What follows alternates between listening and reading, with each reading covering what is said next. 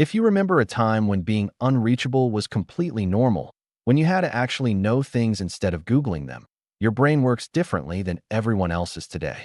And neuroscience can actually prove it. People who grew up before the internet aren't just nostalgic for simpler times. They developed cognitive patterns that researchers say are becoming extinct. You experienced something that shaped your mind in ways that can never happen again. And if you're one of these people, you probably feel it every single day. You look around at constant notifications, at people who can't sit through dinner without checking their phones, and you think, how did we get here? The answer is actually in how your childhood wired your brain completely differently. The first thing researchers noticed is what they call deep focus capacity, and it started because you had no other choice. When you wanted to learn something, you couldn't just pull out your phone. You went to the library.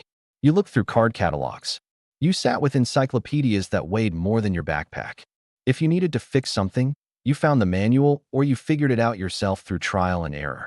Studies from the University of California found that people who grew up doing research without search engines show significantly longer attention spans and better information retention. Your brain learned to stay with a problem until you solved it because clicking away wasn't an option. This is why you can read an entire book without your phone next to you. This is why you can work on a project for hours without feeling that itch to check something. You weren't training yourself to focus. You were living in a world where focus was the only way forward. But that explains your concentration. It doesn't explain why you seem almost unbothered by silence and gaps in conversation that make younger people visibly uncomfortable. That comes from what psychologists call comfort with cognitive downtime. You grew up with hours of nothing, sitting in the back seat of a car on a long trip, staring out the window, waiting for someone to call you back with no way to know when or if they would. Standing in line at the bank with nothing to do but wait and think. Recent research had participants sit alone with their thoughts for just 15 minutes, and a shocking number of them chose to give themselves mild electric shocks instead. You'd probably find that absurd. Your brain never developed the panic response to empty time that defines life today. You learned early that boredom isn't a crisis that needs immediate solving. This is why you can sit in a waiting room without scrolling. This is why silence in conversation doesn't feel like something you need to fill. Now here's where it gets fascinating, and this is something most people under 30 will never understand. You carry what researchers call directional memory and spatial reasoning. Before GPS, before MapQuest, before even printing directions from a computer, you had to know how to get places. You memorized routes. You looked at paper maps and translated them into real-world directions. You gave people instructions like, turn left at the gas station, then go about 2 miles until you see the blue house, then turn right. A study from McGill University found that people who navigated without GPS have larger hippocampus regions and stronger spatial memory. Your brain built actual neural pathways that don't develop when you just follow a blue dot on a screen. You can probably still drive to your childhood friend's house from memory. You can describe the route to somewhere you haven't been in 20 years. That's not just nostalgia. That's a cognitive skill that's actively disappearing. The fourth trait is something neuroscientists call analog patience, and it shaped how you process time itself. You waited a week to see what happened next in your favorite show. No streaming, no binge watching, no spoilers online. You took photos and waited days to see if they even turned out. You wanted to talk to someone, you called their house and hoped they were home, and if they weren't, you just tried again later.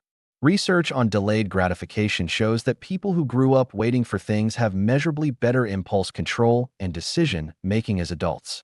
Your entire childhood was practice in patience that modern life actively destroys. This is why instant gratification doesn't satisfy you the same way.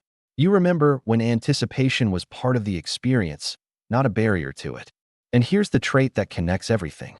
You have what I call self-sufficient problem solving, and it came from growing up in a world where you couldn't outsource every question.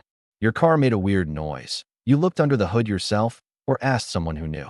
You wanted to cook something new? You called your mom or opened a cookbook. You couldn't just ask the internet, so you learned to trust yourself, to experiment, to be okay with figuring things out slowly. Studies on childhood independence show that people who had to solve problems without instant answers developed stronger critical thinking and resourcefulness. You weren't trained to be self-sufficient. You just were, because there was no alternative. This is why you can walk into a situation without a manual and just start working through it. This is why you don't immediately reach for your phone when something goes wrong. Every time you feel out of step with modern life, remember this. You're not behind. You're carrying forward capabilities that are vanishing. The ability to focus deeply without distraction, that's not stubbornness, that's a superpower. The comfort with silence and empty time, that's not antisocial, that's peace. The patience to wait, the memory to navigate, the confidence to figure things out yourself, those aren't old-fashioned. They're skills that took a specific moment in history to develop, and you were there for it. You grew up in the last era where being human didn't require being connected, and it gave you something permanent. A way of thinking that doesn't need constant input to function. Drop a comment if you remember what life was like before the internet took over everything. And if you want more content that explains why you think the way you do, hit subscribe because we're exploring what makes your generation different in ways science is only starting to understand.